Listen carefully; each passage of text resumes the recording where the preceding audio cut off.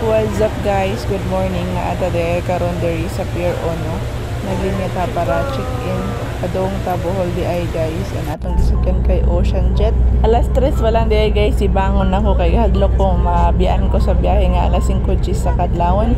Pero di ay alas 5:30 na siya nilarga. Pero dapat daw kay 30 minutes before the barko will larga kay dapat na nakadito, naka-check-in na ka. So ano ni guys, ang kukalyong akong nasugata. Grabe kay itom sa iyang ata. Iyang aso di ay guys.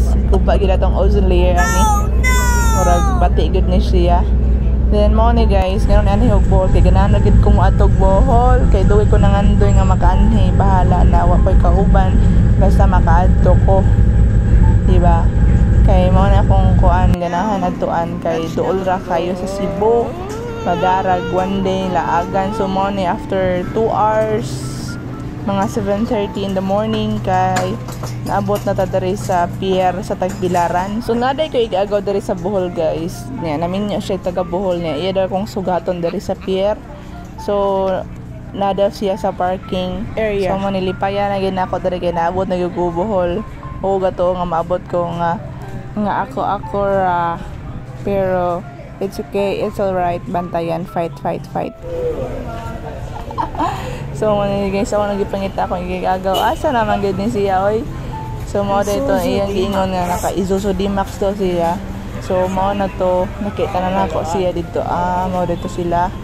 Mo na to sige na og katawa kay malipay ko kay na ako'y sundo, malibre pag siguro kog pamahaw ani kay ningon man siya nako nga sundoon daw ko niya sa pier og mga on daw mi mag-breakfast daw mi dito.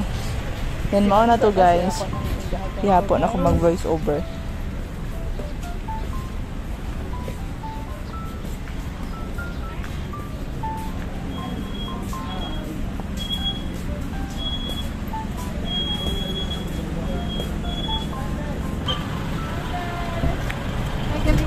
Ko parehas sa mamugnaw si mong kuwan mong sister.